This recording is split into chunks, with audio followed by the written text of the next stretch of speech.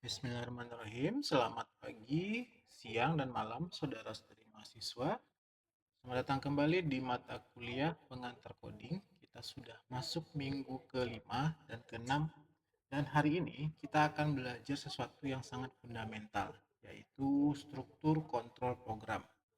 Nah, sebelum kita mulai, minggu lalu kita sudah belajar tentang input dan output ya, menggunakan printf, scanf, sama fget. Apakah ada yang masih ingat mengapa kita perlu menggunakan getChar setelah scanf, string, atau sebelum fget? Ingat ya, karena kenapa kita perlu menggunakan getChar? Ini untuk membersihkan buffer new line. Nah, itu perlu diingat lagi. Nah, minggu ini program kita tidak lagi monoton nih. Tidak lagi hanya jalan lurus dari atas ke bawah, tapi kita bisa membuat sebuah keputusan, kita bisa mengulang-ulang tugas, kita juga bisa memilih jalan mana sesuai dengan kondisi yang ada. Nah, ini adalah lompatan besar ya dalam kemampuan programming Anda. So, mari kita lihat peta perjalanan kita hari ini. Pertama, kita akan bahas terkait sekuensial, yaitu struktur dasar yang paling mudah ya, yaitu langkah demi langkah, satu per satu. Kedua, kita akan bahas pencabangan, yaitu membuat pilihan menggunakan if, else, dan menggunakan switch. Dan program ini bisa mengambil keputusan. Yang ketiga, kita akan membuat perulangan menggunakan while, do while, dan juga kita menggunakan for ya. Nah, program ini bisa mengulang tugas berulang-ulang berkali-kali tanpa menulis kode yang berulang. Dan keempat, kita akan bahas 6 tugas praktis ya, dari yang sederhana sampai yang membutuhkan nested loop atau pola bintang.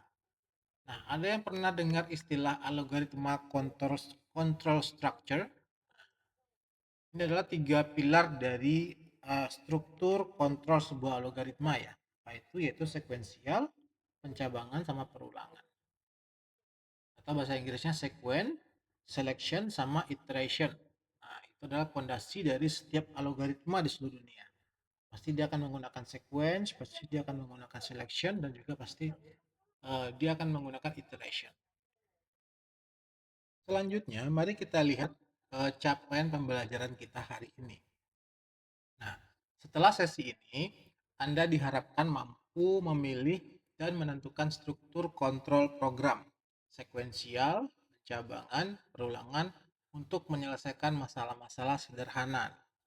Nah, kalau kalian lihat 3 poin di layar ini, sekuensial itu seperti halnya kita membuat sebuah resep masakan, di mana kita mengerjakan satu persatu, langkah demi langkah.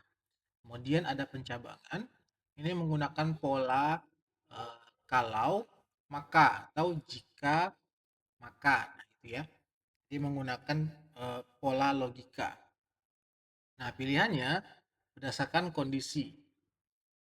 Kondisi apa yang ada, biasanya itu dalam bentuk kondisi true atau false, ya atau tidak. Kemudian yang ketiga adalah perulangan, dia seperti mencuci piring berulang-ulang gitu. Jadi tugas yang sama dilakukan berulang-ulang banyak kali tergantung berapa kali kita butuhkan perulangannya. Nah, perhatikan mengapa penting hal ini kita pahami. Hampir semua program di dunia menggunakan ketiga struktur ini. Dari aplikasi sederhana di HP Anda sampai sistem operasi komputer yang sangat kompleks. Semua dibangun dari tiga struktur dasar ini. Nah, bayangkan dunia tanpa pencabangan. Tentunya program tidak bisa membuat keputusan ya. Tanpa perulangan, program tidak bisa memproses data yang banyak. Tanpa sekuensial, program mungkin tidak punya arah, tidak jelas tujuannya kemana. Jadi ini adalah fondasi dari yang absolut. Sekarang kita mulai dari yang paling sederhana dulu, yaitu sekuensial. Semua perintah dijalankan dari atas ke bawah, satu persatu, tanpa pilihan dan tanpa pengulangan. Nah, kalau kalian lihat di diagram di layar ya, langkah pertama itu adalah panah ke bawah, langkah kedua ada panah lagi ke bawah, langkah ketiga ada lagi panah ke bawah.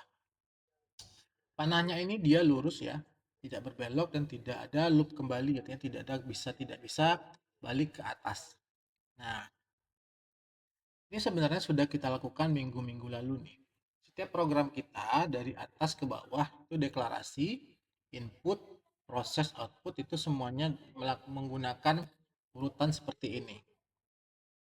Nah, analoginya seperti kita membuat resep masakan, kita menggunakan resep masakan. Siapkan bahan, misalnya langkah satu. Kemudian panaskan minyak, langkah dua. Kemudian tumis bumbunya, nah, langkah ketiganya. Langkah berikutnya misalnya masukkan sayur gitu. Kemudian sajikan. Nah, urutannya tidak bisa tertukar. Namanya resep masakan tentunya harus kita ikuti urutan yang ada gitu. Nah, tidak bisa kita lewati dan tidak bisa kita ubah urutannya. Harus satu persatu dari atas ke bawah. Mari kita lihat contoh program sederhana ini. Nah, ini adalah program untuk menghitung luas persegi panjang. Ini murni sekuensial ya, tidak ada if, tidak ada loop. Kita mulai dari deklarasi variabel paling atas, ada panjang, lebar, luas, kemudian ada input panjangnya menggunakan scanf, input lebar menggunakan scanf, dan proses perkaliannya ini rumus persegi panjangnya, dan temukanlah luasnya baru kita outputkan. Nah ini kalau kita coba jalankan di di IDE kita, coba kopikan dulu, buka IDE kita, contohnya yang ini misalnya dulu sedikit supaya bisa dilihat.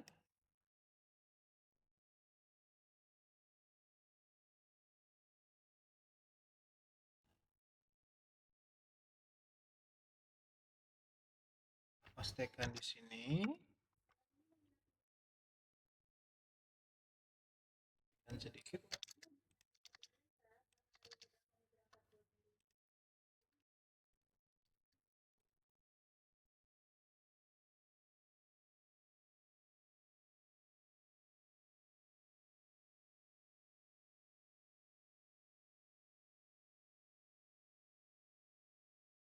Nah, mari kita coba jalankan programnya.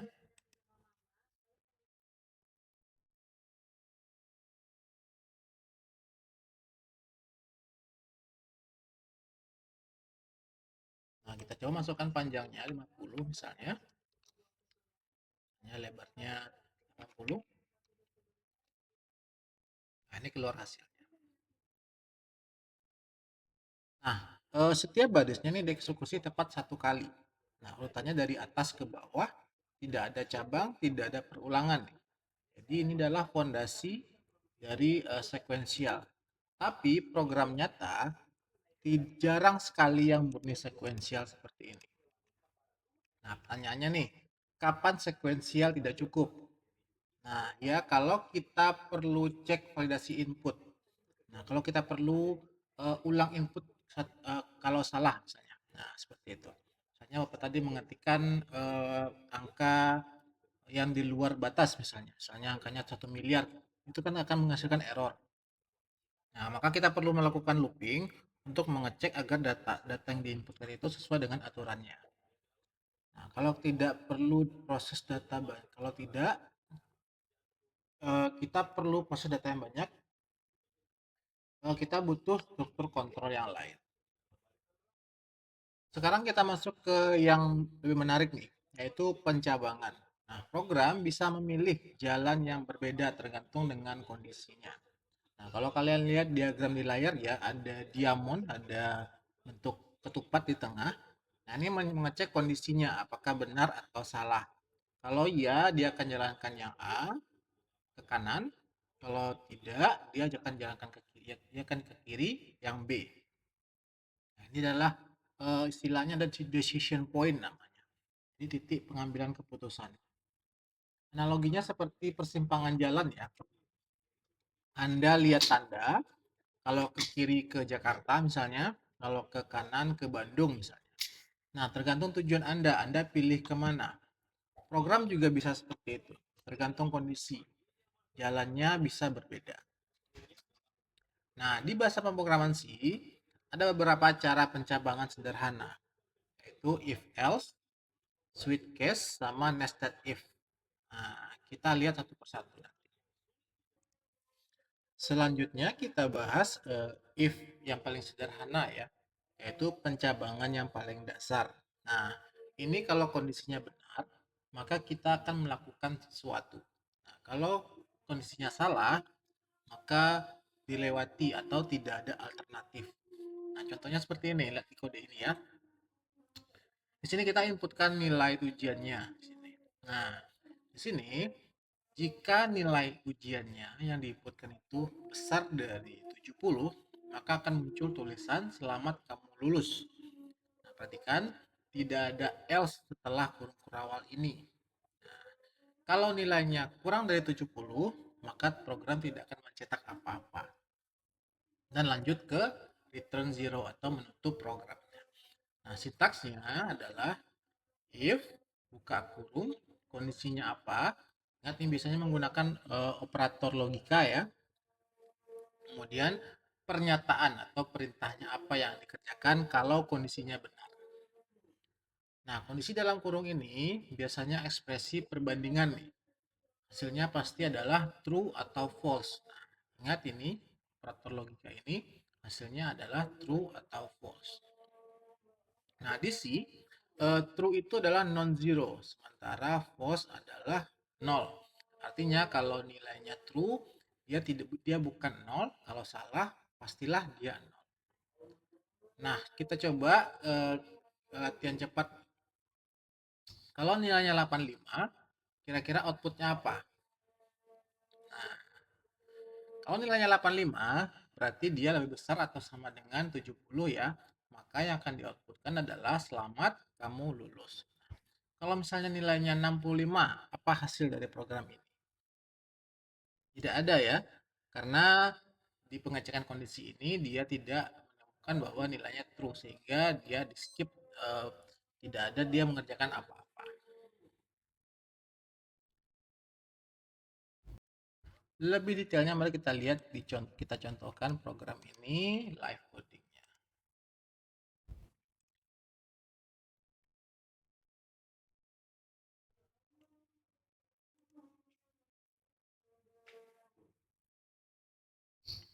Nah, ini kita beralih ke ide yang satu lagi ya.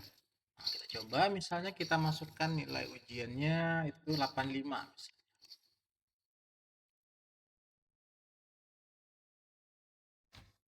Nah, muncul tulisan selamat kamu lulus. Kalau misalnya nilainya di bawah 70, apa yang terjadi? Misalnya 60, tidak menghasilkan apa-apa ya. Itulah contoh dari if sederhana. Selanjutnya lebih lengkap ada if else. Ini kalau yang ini, kalau benar maka lakukan A, kalau salah maka lakukan B. Nah, ada dua kemungkinan nih. Kedua-duanya bisa dijalankan. Nah, contoh klasik untuk penggunaan dari struktur kontrol ini adalah contohnya seperti pengecekan sebuah angka, itu angka ganjil atau genap. Nah, di sini kita masukkan angka, kemudian di sini kita cek apakah input angka itu ganjil atau genap menggunakan operator modulo atau sisa bagi. Nah, kalau sisa baginya 0, berarti sisa bagi dengan 2 adalah 0, berarti dia adalah genap. Tapi kalau tidak, maka di sini ada else ya, maka kita akan printkan perintah yang ini. Printf, nilai dari angka yang diinputkan adalah ganjil. Nah, tipsnya, else ini tidak perlu kondisi nih. Dia adalah selain itu. Nah, semua kemungkinan yang tidak memenuhi if, maka akan dijalankan yang ini. Nah, coba kita jalankan contoh program ini. Nah, perhatikan di sini, misalnya kita inputkan angka 7 misalnya. Nah, enter. Maka muncullah angka 7 adalah ganjil seperti halnya di sini. Jadi ketika dia cek di sini, ternyata sisa bagi dari 7, 7 dibagi 2 adalah 3, 3, berapa gitu ya. Dan 3, 3 dibagi 2 adalah 1 sisa baginya kan. Maka tidak sama dengan 0. Kan tidak sama dengan 0 berarti dia adalah ganjil. Maka 7 adalah angka ganjil. Kita coba contoh lain lagi. Kita masukkan inputkan angka 10. Nah, 10 dibagi 2, 5. 5 dibagi 2, 2. 2 dibagi 2, 5 dibagi 2, 2, sekian. Karena dia sisa bagi, berarti sisa baginya adalah 2. 2 dibagi 2, sisa baginya 0. Maka ini kalau kita enterkan angka 10, maka dia adalah bilangan genap. Nah, selanjutnya adalah contoh pencabangan struktur kontrol pencabangan ketiga nih, yaitu switch case. Nah, ini sangat cocok untuk pilihan yang tetap. Misalnya pilihannya ada 1, 2, 3 gitu ya. Atau A, B, C gitu. Dan banyak pilihan tapi terbatas dan jelas. Contohnya, nih lihat, misalnya kita masukkan nomor hari dari 1 sampai 7 mewakili hari Senin sampai hari Minggu. Nah, case-nya adalah kalau diinputkan 1 maka hari ini hari Senin, kalau diinputkan 2 sampai dengan 7 maka hari ini hari eh, untuk hari ketujuh adalah hari Minggu. Nah, perhatikan di sini ada default. Default ini adalah misalnya yang diinputkan si user itu bukan angka 1 sampai 7, maka inilah yang akan muncul. Nah, seperti halnya else ya. Nah, perhatikan juga di sini ada break ya. Break di setiap case. Di sini break. Nah, kalau tidak ada break, program akan fall through namanya. Dia akan lanjut ke case berikutnya. Nah, meskipun kondisinya tidak cocok, dia akan lanjut ke case berikutnya. Nah, ini sering terjadi bug di sini ya. Jadi pastikan untuk setiap case itu ada break di belakangnya. Artinya kita keluar dari pemilihannya. Nah, tanyaannya nih, kapan kita pakai switch? Kapan pakai if else? Nah, switch ini paling cocok itu untuk pilihan yang jelas, yang discrete seperti itu. Nilainya pasti seperti integer, seperti karakter gitu ya, atau dan pokoknya yang inputnya itu jelas, tidak menggunakan logika yang banyak. Sementara kalau if else ini biasanya kita gunakan untuk rank. Nah, kondisinya lebih ke kompleks dan mostly kita akan menggunakan perbandingan untuk mengetahui apakah itu benar atau salah.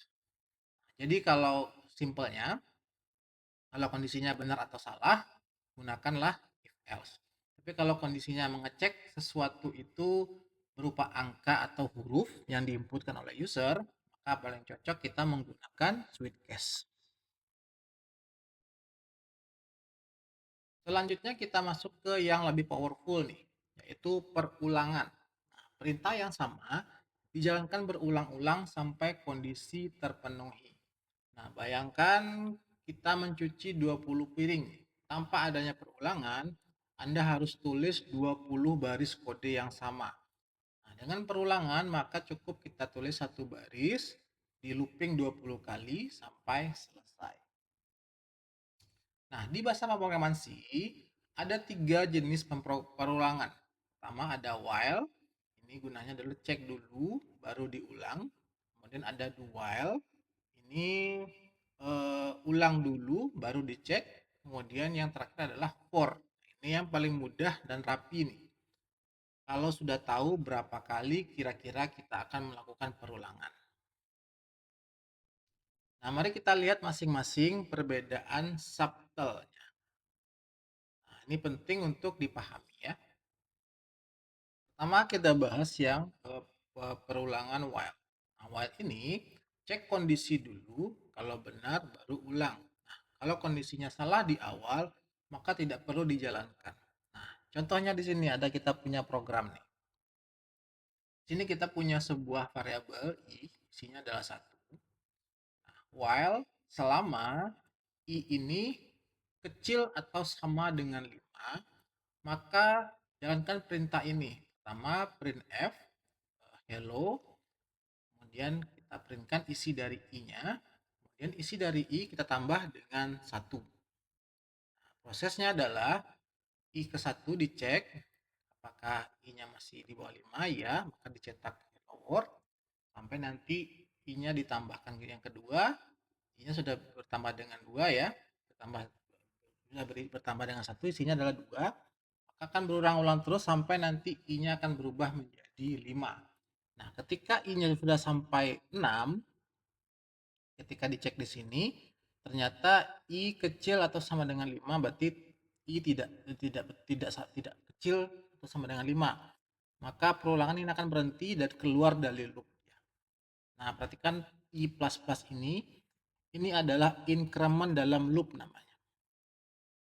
Kalau lupa, I akan bernilai selalu 1. Nah, kondisinya akan selalu benar. Apa yang terjadi? Maka akan terjadi yang namanya infinite loop, di mana program kita tidak pernah berhenti. Tidak tahu kapan bisa keluar dari looping itu. Nah, ini adalah kesalahan klasik ya, jadi harap diperhatikan jangan sampai terjadi infinite loop. Nah, tipsnya, while ini cocok untuk kondisi yang tidak tahu pasti berapa kali kita harus mengulang. Sampai usernya input quit, atau sampai datanya habis, atau sampai sebuah sensor memberikan nilai tertentu. Mari kita coba program ini, kita lihat apa hasilnya di IDE kita. Nah, perhatikan di sini kita jalankan programnya. Nah, lihat di sini ya. Hello ini diprintkan sebanyak 5 kali selama I-nya kecil dari 5. Ketika ini sudah sampai ke angka 6, maka dia akan stop. Selanjutnya mari kita lihat perulangan kedua, yaitu do while. Nah, di do while ini kebalikan dari while. Ulang dulu minimal 1 kali, baru dicek kondisi. Jadi meskipun kondisinya salah dari awal, tetap dijalankan 1 kali. Nah, sintaksnya seperti ini. Do, jalankan perintahnya dulu ini, kemudian tambah dulu isinya. Nah, dicek lagi. Selama I itu kecil dari 5, maka diulangi lagi yang paling atas. Lakukan yang ini. Nah, perhatikan di sini, titik koma ini adalah wajib. Kalau lupa, dia akan error. Nah, contoh yang sama nih hasilnya sama dengan program sebelumnya nih. Nah, ini contoh duelnya, kita coba jalankan. Sama dengan dua. Nah, bedanya kalau di duel ini misalnya I awalnya 6 nih. Coba kita ganti ya. Misalnya I awalnya 6. While ini tidak akan mencetak apa-apa. Nah, beda dengan si while yang sebelumnya tadi. Nah, kelihatan kan? Kalau di do while dia akan mengerjakan sesuatu dulu, barulah dicek apakah benar kondisi itu tidak. Nah, kalau di while dia tidak akan cetak apa-apa, tapi kalau di do while cetak dulu sekali baru dicek kondisinya. Kalau tidak sesuai dengan kondisi ini baru dia keluar. Nah, kapan pakai do while? Nah, kalau minimal satu eksekusi wajib kita kerjakan. Contohnya seperti apa? Misalnya menu program atau input data. Nah, tanyakan apakah mau diulang atau tidak. Kalau input data tentu harus dijalankan 1 kali dulu ya. Nah, itu paling cocok untuk menggunakan do while. Atau menampilkan menu program. Pasti menu program itu kan kita tampilkan dulu pertama. Nah, kalau tidak cocok, barulah dia keluar dari program. Selanjutnya kita bahas looping ketiga, yaitu for. Nah, for ini adalah yang paling sering dipakai. Apa? Karena dia paling rapi dan paling mudah dikontrol. Terutama untuk perulangan dengan batas yang jelas nih. Kalau kita tahu persis berapa kali kita akan melakukan perulangan. Nah, sintaksnya seperti ini. For, kemudian inisiasi, ini angka pertamanya ya. Sini kita menggunakan I sama dengan 1. Kemudian cek kondisinya. Nah, batasnya menggunakan titik koma ya. Ini cek kondisinya Selama si I ini kecil atau sama dengan 5, maka ini increment-nya atau penambahannya. Nah, kemudian kalau di sini nilainya true, maka yang dalam ini akan dikerjakan. Nah, apa yang dikerjakan di sini adalah kita akan menampilkan tulisan hitungan ke kemudian isi dari I-nya kita tampilkan. Jadi ada 3 bagian dalam satu baris nih. Inisiasi, kemudian kondisi, kemudian increment. Nah, mari kita coba program ini kita jalankan. Nah, perhatikan ya, kita coba jalankan programnya. Nah, muncullah 5 kali looping. Nah, keuntungan menggunakan for ini, semua kontrol ini dilakukan di satu tempat, yaitu di dalam kurung ini. Nah, tidak perlu cari-cari lagi di dalam body dari si loop, di mana eh, seringkali itu menyebabkan kita lupa untuk menambahkan increment ini. Karena di satu tempat, maka increment ini pasti tidak akan terlupakan karena dia ada di headernya. Nah, tipsnya ini bisa dideklarasikan dalam for di dalam for nih. Jadi di C99 ke atas, int I sama dengan 1, scope I hanya ada dalam loop dan lebih bersih. Nah, selanjutnya mari kita bahas tugas untuk yang saudara kerjakan nih, yaitu hari dalam minggu, hari dalam seminggu. Nah, sekarang kita bahas tugas pertama, yaitu program hari dalam seminggu, mana kita menggunakan switch case ya di sini karena ada 7 pilihan tetap 1 sampai 7. Nah, kalau silakan kalian lihat codingan ini kita mulai dari deklarasi int nomornya, kemudian kita lakukan input di sini, masukkan nomor hari 1 sampai 7. Kita gunakan scanf untuk mengambil inputannya. Nah, baru kita mulai switch di sini. Nah, ini contoh switchnya. Case 1, case 2, case 3, sampai dengan case 7. Ingat harus ada default ya. Kalau misalnya nanti user itu menginputkan nilai yang salah. Nah, tipsnya adalah pastikan bahwa kita beritahu user untuk menginputkan angka 1 sampai 7. Bila si input bisa ditambahkan, tapi untuk tugas ini asumsikan saja inputnya itu valid. Nah, tugas kedua, ini kita akan menghitung gaji harian, yaitu program gaji harian seorang buruh. Di mana pertama kita akan inputkan dulu namanya siapa, kemudian jam kerjanya, tarif per jamnya berapa, tambah uang makannya, dan outputnya adalah slip gaji lengkap. Nah, di sini kita deklarasikan pertama cara untuk menyimpan namanya, kemudian integer kita gunakan untuk menyimpan jumlah jam kerja, tarif sama jumlah uang makan. Nah, semua itu di dalam bentuk integer. Diasumsikan bahwa tidak ada koma. Atau bisa pakai float kalau kamu mau lebih presisi. Nah, kita inputkan namanya, kemudian scan F untuk ambil nama dan jam kerjanya. Dan di sini barulah kita inputkan tarif per jamnya. Dan kita hitung gaji pokoknya, yaitu jam dikali tarif. Kemudian kita hitung totalnya di mana gaji pokok ditambah uang makan. Nah, sederhana, tapi ini adalah program payroll yang dasar nih, yang bisa kalian kembangkan. Mungkin bisa ditambahkan dengan potongan pajak gitu ya, atau tambahkan dengan lembur, atau tambahkan dengan jumlah jika dia jam kerjanya lebih dari 8 jam, maka kita tambahkan 1,5 kali tarif untuk bonus jam kerjanya. Nah, ini untuk output slip gajinya ya. Ada gaji pokok, uang makan, sama total gaji. Nah, perhatikan di sini, total ini adalah hasil perhitungan, bukan input ya.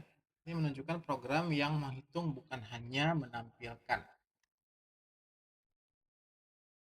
Yang tugas ketiga, kita akan bahas program yang menghitung kebutuhan cat di tembok. Nah, pertama kita inputkan dulu nama pelanggannya, kemudian panjang, kemudian tinggi temboknya, dan daya sebar catnya. Outputnya adalah luas sama liter cat yang dibutuhkan. Deklarasinya kita menggunakan char untuk nama, kemudian float untuk panjang, tinggi sama sebarnya, dengan float juga untuk menghitung untuk menyimpan luas sama liter dari catnya. Nah, mengapa kita gunakan float? Karena dimensi ruang bisa saja desimal, hanya 3,5, dan juga daya sebar itu bisa saja dalam bentuk desimal ya, 12,5 misalnya. Di bagian selanjutnya kita lakukan input ya. Ini contoh programnya. Di sini kita menghitung luasnya di mana panjang dikali tinggi.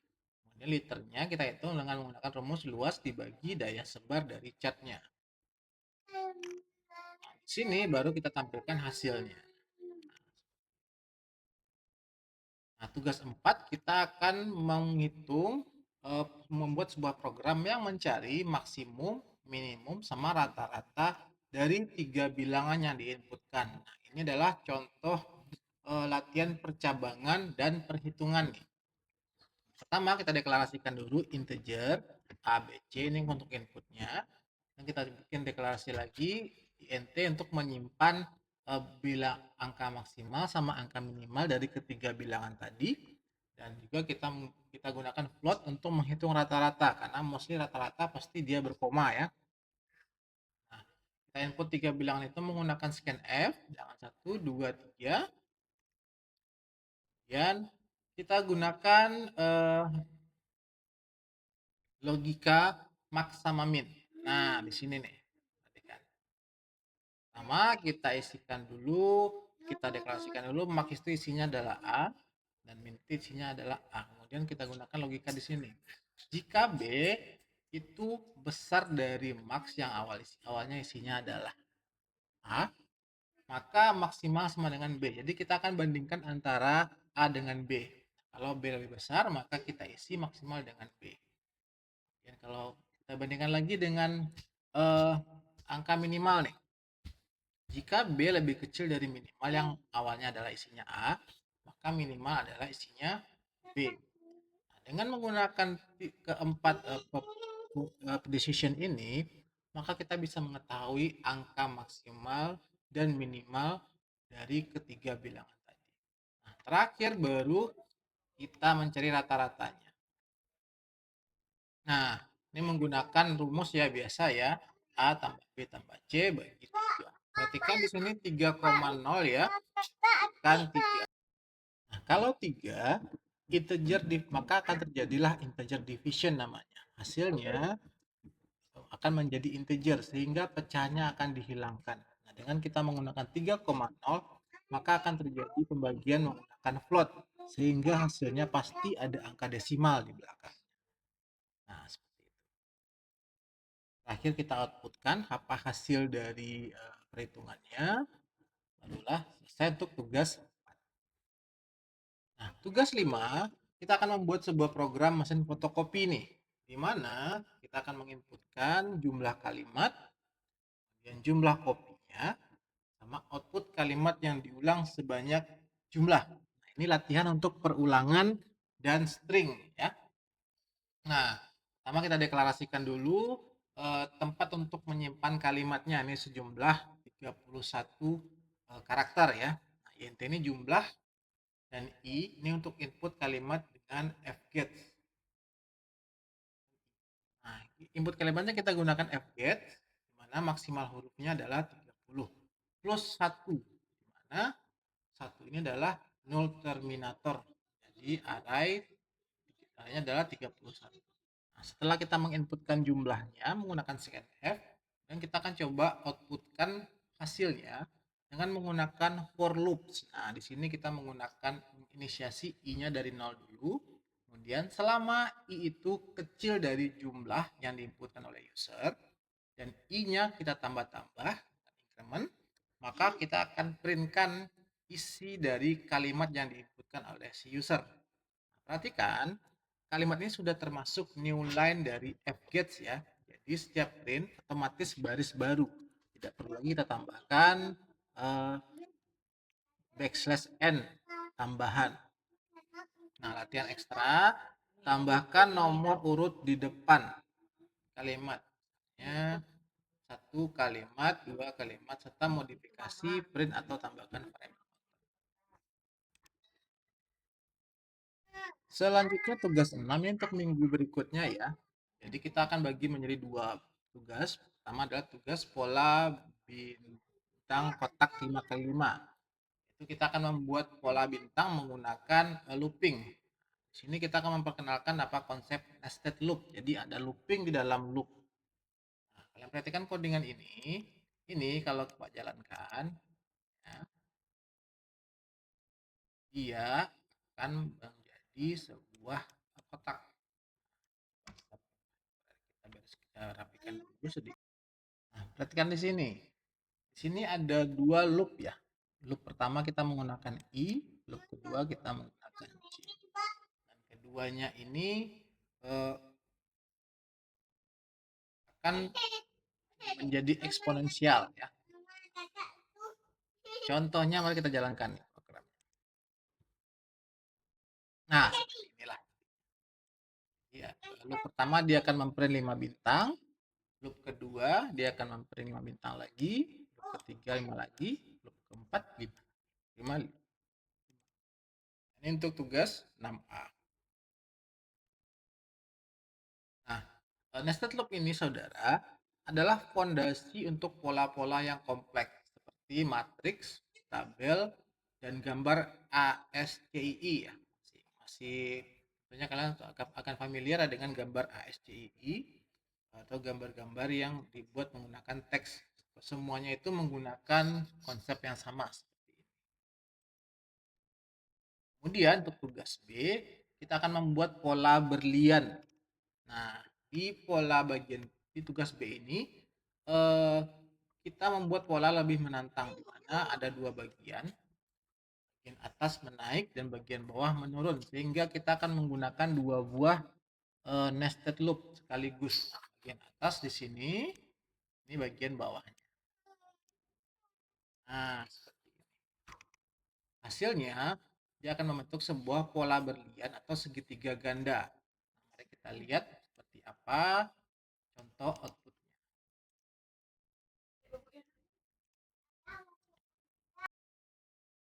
Ini adalah program yang sudah dipastikan ya ke sini ke IDE-nya. Kita coba jalankan. Nah, ternyata ada error. Sini Pak cek dulu di mana errornya. Bentar. Coba jalankan lagi. Nah, inilah hasilnya. Ya. Kita membentuk pola bintang di sebagian atas ada segitiga, di bawah ada segitiga. Nah, hasilnya adalah seharusnya ini pola berlian ya atau segitiga ganda. Nah, ini adalah latihan logika dan kontrol loop. Ini sangat baik untuk melatih pemikiran sistematis kalian. Oke, akhirnya kita akan meringkas dan merangkum apa pelajaran yang kita peroleh di pembelajaran 2 minggu ini. Pertama, kita rangkum pembelajaran terkait sekuensial, di mana sekuensial adalah urutan dari atas ke bawah. Cabangan adalah kita menggunakan if else atau switch, dan perulangan menggunakan for yang paling mudah untuk pengguna. Tipsnya ini sangat penting ya. Selalu gunakan indent tab atau kode di dalam kurung kurawal. Nah, ini bukan hanya estetika, tapi untuk reliability, memudahkan debug sama melihat scope variabel. Nah, hati-hati terhadap infinite loop, yaitu perulangan yang tidak pernah berhenti. Pastikan kondisi itu selalu benar, incrementnya jangan lupa, dan programnya mungkin bisa saja hang atau harus di force close ya, paksa tutup kalau misalnya terjadi yang namanya infinite loop. Nah, praktik terbaiknya selalu ada cara untuk keluar dari loop, kondisi yang pasti terpenuhi atau break dengan kondisi tertentu. Oke, sekian untuk minggu 5-6 ini. Terima kasih atas perhatiannya. Untuk pertanyaan silakan ditanyakan di grup WhatsApp atau bisa diajukan juga di forum yang ada Bapak bikin di bawah ini ya. terkait if else, switch, while, nested loop, atau tugas yang diberikan. Nah, jangan lupa kegiatan pengumpulan tugas adalah minggu depan, minggu ke-7. Nah, tugas ini, tugas tugas minggu kelima adalah yang bagian atas tadi, dan tugas minggu ke-6 adalah yang bagian tugas 6. Nah, 6 tugas itu adalah latihan yang komprehensif ya, dari sekuensial, pencabangan, perulangan, sampai nested loop. Selamat mengerjakan tugas minggu ini. Sampai jumpa minggu depan. Kita akan masuk ke topik yang lebih advance, yaitu array, string, dan processing. Nah, data akan kita gunakan dalam jumlah yang cukup banyak, sehingga kita akan memerlukan yang namanya array. Terima kasih atas perhatiannya. Assalamualaikum warahmatullahi wabarakatuh.